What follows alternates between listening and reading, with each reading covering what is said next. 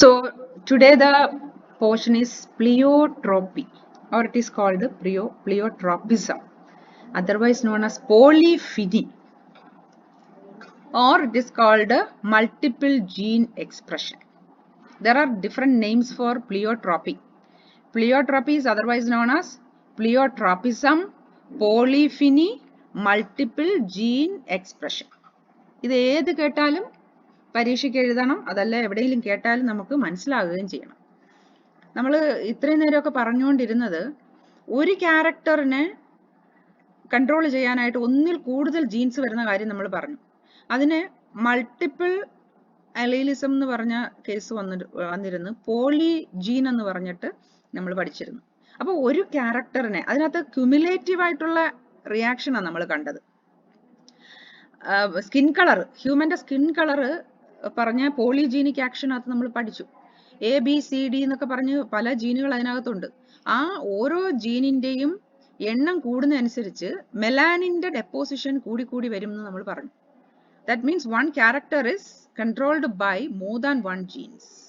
അതായിരുന്നു പോളിജീനെങ്കിൽ ഇവിടെ ഒരു ജീൻ പല ക്യാരക്ടറിനെ കൺട്രോൾ ചെയ്യാൻ പോവാണ്. അതാണ് പ്ലിയോട്രോപ്പി. നമ്മൾ ആദ്യമായിട്ട് സിമ്പിൾ ആയിട്ട് മനസ്സിലാക്കേണ്ട ഒരു കാര്യം അതാണ്. ഒരു ജീൻ അല്ലെങ്കിൽ അതൊരു മ്യൂട്ടന്റ് ആയിരിക്കാം. അപ്പോഴായിരിക്കും നമ്മൾ അതിനെ തിരിച്ചറിയുന്നത്, ഓഹോ ഇത്രയൊക്കെ പ്രശ്നങ്ങൾ ഇതിന് ഉണ്ടോ എന്ന് നമ്മൾ മനസ്സിലാക്കുന്നത്. ഇതിന്റെ ഒരു ഏതെങ്കിലും ഒരു ഡിഫിക്കൽറ്റി അല്ലെങ്കിൽ അതിന്റെ ഒരു ഡിസോർഡേർഡ് ആയിട്ടുള്ള ഒരു ആക്ടിവിറ്റി കാണുമ്പോഴായിരിക്കും നമുക്ക് മനസ്സിലാകുന്നത് ഇത് എന്തൊക്കെയോ പ്രശ്നം കൊണ്ടാണ്. അങ്ങനെ അതിനെ ചരട് പിടിച്ച് നമ്മൾ നോക്കി പോയി കഴിഞ്ഞാൽ ഒരൊറ്റ ജീനായിരിക്കും ഇതിനെല്ലാം കാരണക്കാരനായിട്ട് ഇരിക്കുന്നത്. അത്തരത്തിലുള്ള ജീനിനെയാണ് പ്ലിയോട്രോപ്പി എന്ന് പറയുന്നത്, അല്ലെങ്കിൽ ആ ഒരു മെക്കാനിസത്തിനെയാണ് പ്ലിയോട്രോപ്പിസം എന്ന് പറയുന്നത്. അപ്പൊ ഇവിടെ നമുക്ക് അതിന്റെ ഡെഫിനിഷൻ എന്താണെന്ന് നോക്കാം. A single mutant gene produces several diverse and apparently unrelated phenotypic effects. പ്രഥമ ദൃഷ്ട്യാ നമ്മൾ നോക്കിയാൽ തന്നെ നമുക്ക് കാണാം പല ആക്ടിവിറ്റികളാണ് ആ ഒരു ജീനിന്റെ ആക്ഷൻ കൊണ്ട് അല്ലെങ്കിൽ ആ ജീനിന്റെ മ്യൂട്ടേഷൻ കൊണ്ട് സംഭവിക്കുന്നത്.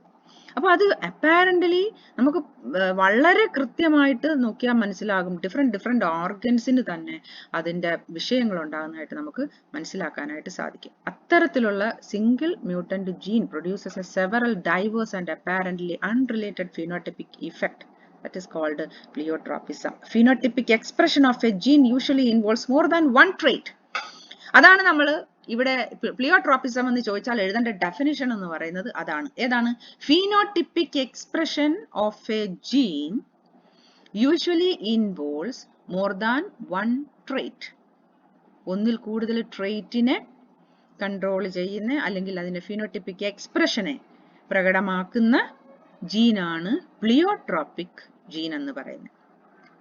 And the phenomenon is called pleiotropism.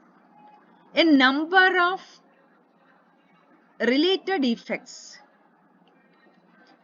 may together form a phenotypic complex called syndrome. As we know, Klinefelter syndrome, Down syndrome, Turner syndrome. What are these? കേട്ടിട്ടുണ്ടല്ലോ. ഇങ്ങനെയുള്ള സിൻഡ്രോം എന്ന് പറഞ്ഞ് നമ്മൾ കുറച്ച് പഠിച്ചിട്ടുണ്ട്. എന്താണെന്നറിയാമോ ഈ സിൻഡ്രോം? സിൻഡ്രോം എന്ന് പറഞ്ഞാൽ ഒന്നല്ല, ഒരു ഗ്രൂപ്പ് ഓഫ് ഡിസീസസ് അല്ലെങ്കിൽ സിംറ്റംസിനെയാണ് സിൻഡ്രോം എന്ന് പറയുന്നത്. A number of related effects may together form a phenotypic complex called syndrome. ഒരു ഫിനോട്ടിപ്പിക് കോംപ്ലക്സ് ഒരുമിച്ച് കാണുകയാണ്.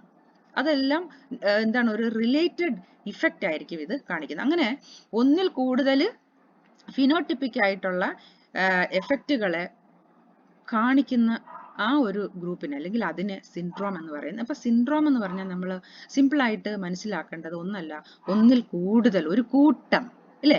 ഒരു കൂട്ടം എന്തോ ആണ്. അപ്പൊ ഇവിടെ പറയുന്നത് ഫിനോട്ടിപ്പിക് കോംപ്ലക്സ് ആയിട്ടുള്ള ഫിനോട്ടിപ്പിക് എക്സ്പ്രഷൻസ് അല്ലെങ്കിൽ ഇഫക്റ്റുകളെയാണ് സിൻഡ്രോം എന്ന് പറയുന്നത്. ആരാ ചെയ്യുന്നത്? ഇത് ചെയ്യുന്നത് ഒരു സിംഗിൾ ജീൻ ആയിരിക്കും. അപ്പോൾ ഒരു സിംഗിൾ ജീൻ ഉണ്ടാക്കുന്ന അത് എന്ത് തരത്തിലുള്ള ജീനാണ്? നോർമൽ ആണെങ്കിൽ നമ്മൾ അതിനെ സിൻഡ്രോം എന്ന് പറയുന്നില്ല.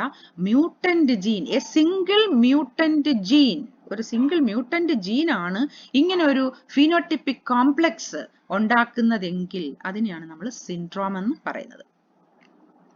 Pleiotropy occurs when one gene influences two or more seemingly unrelated phenotypic traits. Such a gene that exhibits multiple phenotypic expression is called pleiotropic gene. അപ്പോൾ ഒന്നിൽ കൂടുതലായിട്ട് അല്ലെങ്കിൽ ഒന്നിൽ കൂടുതൽ എക്സ്പ്രഷൻസിന് കാരണക്കാരനായിട്ട് ഒരു ജീൻ വരുന്നുണ്ട് എങ്കിൽ, അല്ലെങ്കിൽ ഒരു ജീനിന് മൾട്ടിപ്പിൾ ആയിട്ടുള്ള ഫീനോട്ടിപ്പിക് എക്സ്പ്രഷൻസ് കാണിക്കാൻ പറ്റുമെങ്കിൽ ആ ജീനിനെയാണ് പ്ലിയോട്രോപിക് ജീൻ എന്ന് പറയുന്നത്. പ്ലിയോട്രോപിക് ജീൻ. അപ്പം നമ്മൾ അതിന്റെ ഡെഫിനിഷനും പഠിച്ചോണം. പ്ലിയോട്രോപിക് ജീൻ എന്ന് പറഞ്ഞാൽ എന്താണ്? പ്ലിയോട്രോപ്പി occurs when one gene influences two or more seemingly unrelated phenotypic traits. Unrelated ആയിരിക്കും അതിന്റെ ട്രേറ്റ് തന്നെ, വളരെ ഡിഫറെന്റ് ആയിട്ടുള്ള ഇതായിരിക്കും. ഇപ്പോൾ ഒരു ആക്ഷൻ കാണിക്കുന്നത് അല്ലെങ്കിൽ ഒരു പിന്നെ അബ്നോർമാലിറ്റി കാണിക്കുന്ന ഹാർട്ടിലാണെങ്കിൽ വേറൊരു അബ്നോർമാലിറ്റി കാണിക്കുന്നത് നമ്മുടെ മസിൽസിനകത്തായിരിക്കാം, വേറൊന്ന് കാണിക്കുന്നത് ലിവറിലായിരിക്കാം, വേറൊന്ന് കിഡ്നിയിലായിരിക്കാം കാണിക്കുക. അപ്പോൾ അങ്ങനെ എൻറ്റയർലി ഡിഫറെന്റ് ആയിട്ടുള്ള സിസ്റ്റത്തിനെ അല്ലെങ്കിൽ അത് അങ്ങനെയുള്ള എക്സ്പ്രഷൻസിനെ കാണിക്കാൻ പറ്റുന്ന തരത്തിലുള്ള ഒരു സിംഗിൾ ജീനിന്റെ കഴിവിനെ, അല്ലെങ്കിൽ ആ ഒരു സിംഗിൾ ജീനിനുള്ള കൺട്രോളും ഇപ്പൊ ഇവിടെ പറയുമ്പോൾ സിൻഡ്രോം ആകുമ്പം അതിന്റെ എന്താ മ്യൂട്ടേഷൻ കൊണ്ട് അല്ലെങ്കിൽ അതിന്റെ ഡിസോർഡർ കൊണ്ട് ഉണ്ടാകുന്ന ഒരു എഫക്റ്റ്, ഒരു ബാഡ് എഫക്റ്റ് ആയിട്ട് അതിനെ നമുക്ക് കാണാം. അപ്പോൾ ഒരു ജീനിന് ഇങ്ങനെ ഒരു കഴിവുണ്ടെങ്കിൽ, ഒന്നിൽ കൂടുതലായിട്ടുള്ള ഫിനോട്ടിപ്പിക് എക്സ്പ്രഷൻസിനെ എക്സിബിറ്റ് ചെയ്യാൻ പറ്റുന്നുണ്ട് എങ്കിൽ that gene is known as pleiotropic gene. Then see, one of the best example for pleiotropism, that is sickle cell anemia. അത് നമുക്കറിയാം, സിക്കിൾ സെൽ അനീമിയ എന്നൊക്കെ നമ്മൾ നേരത്തെ പഠിച്ചിട്ടുള്ളതാണ്. സിക്കിൾ സെൽ അനീമിയ എന്താണെന്നും ആ സിക്കിൾ സെൽ അനീമിയയുടെ ലക്ഷണങ്ങൾ അല്ലെങ്കിൽ അതിന്റെ പിന്നെ ബ്ലഡ് സെൽസ് എങ്ങനെയാണെന്നും ഒക്കെ ഇവിടെ നോക്കിക്കേ. നമ്മൾ ഈ ഒരു ചാർട്ടിൻ അല്ല ഇവിടെ ഒരു ഫിഗറിനകത്ത് ഞാൻ കാണിച്ചിട്ടുണ്ട് പ്ലിയോട്രോപ്പി. കണ്ടോ, ഇവിടെ കാണിച്ചേക്കുന്നത് ഇതൊരു ക്രോമസോമാണ്. ഇതിനകത്ത് ഒരു ജീനിനെ മാത്രം റെഡ് കളറിൽ കാണിച്ചിട്ടുണ്ട്, സിംഗിൾ ജീൻ. മനസ്സിലായോ? ഈ ജീനിന്റെ ജോലി എന്തൊക്കെയാണെന്ന് നോക്കിക്കേ. പ്ലിയോട്രോപിക് ജീനാണ് ഇത് ഈ പറഞ്ഞേക്കുന്നത്. It has A multiple trait or it can control multiple traits. എന്തൊക്കെയാണ് ട്രേറ്റ്? എ എന്നും ട്രേറ്റ് ബി എന്നും ട്രേറ്റ് സി എന്നും ഒക്കെ കാണിച്ചിട്ടുണ്ട്. എന്ന് പറഞ്ഞാൽ this one symbol or a single gene can control all these three different traits. ഈ മൂന്ന് ട്രേറ്റിനെ ഇതിന് ഒറ്റയ്ക്ക് കൺട്രോൾ ചെയ്യാൻ പറ്റുമെങ്കിൽ this gene is called pleiotropic gene എന്ന് പറയും. And the phenomenon is called pleiotropism എന്ന് പറയും. ഓക്കെ, ഇവിടെ വരുമ്പോൾ ഇതാണ് അനീമിയ. എന്ത് അനീമിയ എന്നാണ് നമ്മൾ പറയുന്നത്? സിക്കിൾ സെൽ അനീമിയ എന്ന് പറയുന്നത്. നോക്കിക്കോളൂ, ഈ കാണുന്ന ബ്ലഡ് സെൽസിനെ കണ്ടോ, ഇത് RBC ആണ്. ഈ കാണുന്ന എല്ലാ RBC ആണ്. ഈ കാണുന്നതാണ് ഒരു നോർമൽ RBC അല്ലെങ്കിൽ റെഡ് ബ്ലഡ് സെൽസ് എന്ന് പറയുന്നത്. അപ്പൊ ഇതിനകത്ത് ഇതിന്റെ ഒരു കട്ട് ചെയ്തേക്കുന്ന ഒരു ഇന്റേണൽ പോർഷൻ ആണ് നമുക്ക് ഇതിനകത്ത് കാണാൻ സാധിക്കുന്നത്. ഇതിനകത്ത് കാണിച്ചേക്കുന്നത് ഒരു ഡോട്ട് ഇട്ട് കാണിച്ചിട്ടുണ്ട്. This is normal haemoglobin that is present inside the RBC, and this RBC, normal RBC, എന്തായിട്ട് മാറും? This is round in shape, but in the case of sickle cell anemia, the RBC is sickle shaped or എങ്ങനെയാണ്? Been shape. ഒരു അരിവാളിന്റെ ഷേപ്പിൽ അല്ലെങ്കിൽ ഒരു ബീനിന്റെ ഷേപ്പിലേക്ക് മാറുന്നത് എന്ന് വെച്ചാൽ എന്തായിരിക്കും സംഭവിക്കുന്നത്? This leads to the reduction of the surface area for the accumulation or attachment of hemoglobin. Haemoglobin attach ചെയ്യാനായിട്ടുള്ള ഇന്റേണൽ സർഫസ് ഏരിയ റെഡ്യൂസ് ചെയ്തു പോകും. And we know what is the importance of the hemoglobin, and it is needed for the transfer of oxygen. അപ്പോൾ ഓക്സിജനെ ഇത് absorb ചെയ്യുന്നത് ആരാണ്? Haemoglobin ആണ്. അപ്പോൾ ഇതിന്റെ എണ്ണം കുറഞ്ഞു കഴിഞ്ഞാൽ എന്തായിരിക്കും സംഭവിക്കുന്നത്? Results the decrease of the haemoglobin content in RBC. അപ്പൊ എന്ത് സംഭവിക്കും? എന്തായിരിക്കും സംഭവിക്കുന്നത്? ഓക്സിജന്റെ ഡെഫിഷ്യൻസി വരുമ്പം ഓക്സിജൻ എന്തിനു വേണ്ടിയാണെന്ന് നമുക്കറിയാം, അത് എനർജി സോഴ്സ് ആണെന്നറിയാം. എനർജി എന്തായിട്ട് മാറും? അപ്പൊ ഈ എനർജി റിലീസ് ചെയ്യണമെങ്കിൽ ഈ ഫ്യൂവൽ ആയിട്ട് ആക്ട് ചെയ്യുന്ന ഒരു എലമെന്റ് ആണ് ഓക്സിജൻ എന്ന് പറയുന്നത്. ആ ഫ്യൂവൽ എന്ന് പറഞ്ഞാൽ എന്താണ്? നമ്മുടെ ബോഡിയിലുള്ള അല്ലെങ്കിൽ നമ്മുടെ ഇൻറ്റസ്റ്റൈനിൽ ചെല്ലുന്ന ഫുഡിനെ എല്ലാം ഡൈജസ്റ്റ് ചെയ്ത് സ്മോളർ മോളിക്യൂൾസ് ആക്കി മാറ്റിയതിനു ശേഷം ബ്ലഡ് തന്നെ ഇതിനെ അബ്സോർബ് ചെയ്ത് ഈച്ച് ആൻഡ് എവറി സെൽസിനകത്തേക്ക് കൊണ്ടുകൊടുക്കും. ഇതിന്റെ കൂട്ടത്തിലാണ് എന്തിനെ കൊണ്ടുപോകുന്നത്? ഓക്സിജനെ കൊണ്ടുപോകുന്നത്. എന്ത് ചെയ്യും? സെൽസിനകത്ത് ചെന്ന് കഴിഞ്ഞാൽ ഇത് മൈറ്റോകോൺട്രിയക്കകത്തേക്ക് കയറുകയും mitochondria we know the name of the mitochondria, that is the powerhouse of the cell, that is because of the function of the mitochondria that is synthesize the energy as well as it stores the energy as in the form of ATP. അത് നമുക്കറിയാം. അപ്പൊ അകത്താണ് അതിന് പറയുന്ന cellular respiration എന്നാണ് നമ്മൾ പറയുന്നത്. So the cellular respiration needs food as well as the oxygen. So here the oxygen is the fuel that is used for the preparation of energy or release of energy. അപ്പൊ അതിന് വേണ്ടുന്ന oxygen എന്ന് പറയുന്നത് കുറയും, അല്ലെങ്കിൽ അതിന് വേണ്ടുന്ന sufficient oxygen കുറവായിരിക്കും. സഫിഷ്യന്റ് ആയിട്ടുള്ള ഓക്സിജൻ കുറവായിരിക്കും. അതെന്തായിരിക്കും സംഭവിക്കുന്നത്? പല പല ആക്ടിവിറ്റീസിനെ ഡിക്രീസ് ചെയ്യും. ഇതിപ്പോ ഒരു സിക്കിൾ സെൽ അനീമിക് ആയിട്ടുള്ള ഒരാളാണെങ്കിൽ തീർച്ചയായിട്ടും that may leads to the death of the particular individual. അങ്ങനെ പോകാം. അപ്പൊ എന്താണ് ഇവിടെ പറയുന്നത്? Homozygous inheritance of a mutant pleiotropic gene. ഇതൊരു പ്ലിയോട്രോപിക് ജീനാണ്. ഒന്നിൽ കൂടുതൽ ക്യാരക്ടറിനെ ഇതിന് കൺട്രോൾ ചെയ്യാം. എങ്ങനെയാണെന്ന് നമുക്കിപ്പോ നോക്കാം.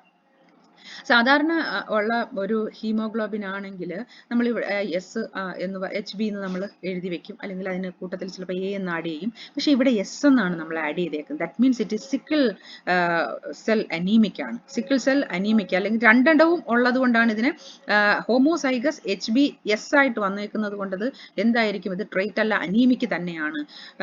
Not only produces sickle cell haemoglobin but also produce multiple phenotypic effects. So in the case of homozygous sickle cell anaemic അല്ലെങ്കിൽ HBS ഹോമോസൈഗസ് ആയിട്ട് തന്നെ വരികയാണെങ്കിൽ ഇത് തീർച്ചയായിട്ടും എന്തുണ്ടാക്കും? മൾട്ടിപ്പിൾ ഫിനോട്ടിപ്പിക് ഇഫക്റ്റ് ഉണ്ടാക്കും. എന്ന് പറഞ്ഞാൽ അബ്നോർമൽ മൾട്ടിപ്പിൾ ഫിനോട്ടിപ്പിക് ഇഫക്റ്റ് തന്നെയായിരിക്കും അത് ഉണ്ടാക്കുന്നത്. അങ്ങനെയുള്ളതിന് RBCകൾക്ക് എന്തായിരിക്കും ഷേപ്പ്? സിക്കിളിംഗ് ഓഫ് RBC എന്ന് നമ്മൾ പറയാം, അല്ലെങ്കിൽ സിക്കിൾ ഷേപ്പ് ആയിരിക്കും ഈ RBCക്ക് വരുന്നത്. ഇവിടെ ഹീമോളിറ്റിക് അനീമിയ ഒരു നമ്മൾ ആദ്യം തന്നെ നമുക്ക് കേട്ടാൽ മനസ്സിലാവുന്നില്ല, നമ്മൾ ഓർക്കുന്ന കാര്യമാണ് അനീമിയ. സിക്കിൾ സെൽ അനീമിയ എന്ന് പറയുമ്പോൾ അനീമിക് ആണ് എന്ന് വെച്ചാൽ വളർച്ച എന്നൊക്കെ നമ്മൾ സാധാരണ പറയാറുണ്ട്. അപ്പൊ അങ്ങനെയുള്ള ഒരു ക്യാരക്ടർ അല്ലെങ്കിൽ അങ്ങനെയുള്ള ഒരു അബ്നോർമാലിറ്റി മാത്രമായിരിക്കും എന്ന് നമ്മൾ ചിന്തിക്കും. പക്ഷെ അല്ല, ധാരാളമായിട്ടുള്ള പ്രശ്നങ്ങൾ ഈ ആളിന്റെ ബോഡിയിൽ ഉണ്ടാകും. എന്തൊക്കെയാണ് അതിന് കാരണം, അല്ലെങ്കിൽ എന്തൊക്കെയാണ് സിൻഡ്രോം ആയിട്ട് വരുന്നതെന്ന് നമുക്ക് ഇവിടെ നോക്കാം. Damage of heart, then lungs, kidneys, muscles, bones, etc. etc. ഇതെല്ലാം ഡിഫറെന്റ് ഓർഗൻസ് ആണെന്ന് നമുക്കറിയാം, ആരും പറഞ്ഞു തരണ്ട. ബ്ലഡിന് അനീമിയ ആണെങ്കിൽ നമ്മളെ നോക്കിക്കഴിഞ്ഞാൽ ഈ വളർച്ച അല്ലെങ്കിൽ വളരെ തളർന്നിരിക്കുന്ന ഒരു അവസ്ഥയിലേക്ക് പോകുന്നത് നമുക്ക് കാണാൻ സാധിക്കും. അത് പ്രകടമായ ഒരു ലക്ഷണമാണ്. ഇതിന്റെ കൂട്ടത്തിൽ തന്നെ ഹാർട്ടിന് ഡാമേജ് ഉണ്ടാകാം, ലങ്സിനുണ്ടാകാം, കിഡ്നിക്കുണ്ടാകാം, മസിൽസിനുണ്ടാകാം, ബോൺസിനുണ്ടാകാം, ഇനി വേറെ ഏതെങ്കിലും സ്ട്രക്ചേഴ്സിനൊക്കെ തന്നെ ഉണ്ടാകാം. ഇതെല്ലാത്തിനും കൂടെ ഒരുമിച്ച് വരാം, അല്ലെങ്കിൽ ഇതിലേതെങ്കിലുമൊക്കെ സ്ട്രക്ചേഴ്സിനോ ഏതെങ്കിലുമൊക്കെ ഓർഗൻസിന് പ്രശ്നമായിട്ട് വരാം. So the single gene produces abnormal phenotypic effects in many parts of the body. ഇങ്ങനെ പോയി കഴിഞ്ഞാൽ ഈ ഒരു സിക്കിൾ സെൽ അനീമിയ അല്ലെങ്കിൽ ഈ ബ്ലഡ് എന്തിനൊക്കെ ആവശ്യമായി വരുന്നു? ബ്രെയിനിനെ അഫക്ട് ചെയ്യാം, ബ്രെയിനിന് ബ്ലഡ് ആവശ്യമുള്ള സാധനമല്ലേ. ഇനി നമ്മുടെ ഓരോ സെൻസ് ഓർഗൻസിനെ എടുത്ത് നോക്കൂ. All these need the blood for their proper functioning. അപ്പൊ എന്താണ് വേണ്ടത്? ഈ ഓരോ സ്ട്രക്ചേഴ്സിനും ഇതേപോലെയുള്ള ഡാമേജ് ഉണ്ടാകാം, ഇംപ്രോപ്പർ ഫങ്ഷനിങ് ഉണ്ടാകാം. So this is the reason behind the death of the person. ഈ സിക്കിൾ സെൽ അനീമിക് ആയിട്ടുള്ള ഒരാളിന് അല്ലെങ്കിൽ ഇങ്ങനെയുള്ള ഒരാളിന് മരണകാരണമായിട്ട് വരാൻ പറ്റുന്ന ഒരു സംഭവമാണ് എന്തെന്ന് പറയുന്നത്? ഈ ഹോമോസൈഗസ് ആയിട്ടുള്ള HBS എന്ന് പറയുന്ന ഒരു കണ്ടീഷൻ. അതിനെയാണ് സിക്കിൾ സെൽ അനീമിയ എന്ന് പറയും, അല്ലെങ്കിൽ ഇതിനെ സിക്കിൾ സെൽ എന്താണെന്ന് പറയും? സിക്കിൾ സെല്ലിന്റെ സിൻഡ്രോം ആണ്. സിക്കിൾ സെൽ അനീമിയ അല്ലെങ്കിൽ സിക്കിൾ സെൽ അനീമിക്കിന്റെ സിൻഡ്രോം ആണെന്ന് നമുക്ക് ഇവിടെ പറയാം. ഇനി ഈ ചില കണ്ടീഷനിൽ HBS ന്റെ കൂട്ടത്തിൽ HBA തന്നെയായിരിക്കും വരുന്നത്. HBS എന്ന് ഇവിടെ എഴുതുമെങ്കിൽ ചിലപ്പം HBS HBA എന്ന് നമ്മൾ എഴുതി വെക്കുക എന്ന് വെച്ചാൽ അതിന്റെ അർത്ഥം എന്താണ്? ഇറ്റ് ഈസ് ഹെട്രോട്രോപിക് ആണ്, അല്ലെ? അല്ല, ഹെട്രോസൈഗസ് ആണ്. അപ്പൊ ഈ ഹോമോസൈഗസ് HBS-ഉം ഹെട്രോസൈഗസ് HBS HBA-യും വരാം. ഇനി HBS HBA ആണെങ്കിൽ that means 50% of normal RBC as well as 50% of sickle cell RBC will be present in the particular person. അതിനകത്ത് അങ്ങനെയായിരിക്കും ഉണ്ടാകുന്നത്. അപ്പൊ എന്തായിരിക്കും സംഭവിക്കുന്നത്? ഈ ആള് ഒരു നോർമൽ ആയിട്ടുള്ള ഒരു പേഴ്സൺ ആയിട്ട് ജീവിക്കാൻ സാധിക്കും. കാരണം ഹാഫ് RBC എന്ന് പറയുന്നത് നോർമൽ ആണ്, അത് സഫീഷ്യന്റ് ആണ്, ഒരു ആളിന്റെ ബോഡിയിലുള്ള ഓക്സിജൻ അത്രത്തോളം മതി. അപ്പൊ അത് സഫീഷ്യന്റ് ആയിട്ടുള്ള ക്വാണ്ടിറ്റിയിൽ RBC ഉണ്ട്. പക്ഷേ ആ സിക്കിൾ സെൽ അവിടെ ഉണ്ട് താനും. അപ്പൊ എന്താണ്, നെക്സ്റ്റ് ജനറേഷനിലേക്ക് പോകുമ്പോൾ ഇനി ഒരു പേരന്റ് വേറൊരു പേരന്റും ഒരു സിക്കിൾ സെൽ ട്രേറ്റ് ഉള്ള പേരന്റ് ആണ് HBS HBA എന്ന് പറയുന്ന ഒരു പേരന്റ് തന്നെയാണ് വരുന്നതെങ്കിൽ there is a possibility of sickle cell anemic individual. അവിടെ സിക്കിൾ സെൽ അനീമിക് ആയിട്ടുള്ള ഇൻഡിവിജ്വൽ വരാനായിട്ടുള്ള പോസിബിലിറ്റി ഉണ്ട് ഇല്ലേ?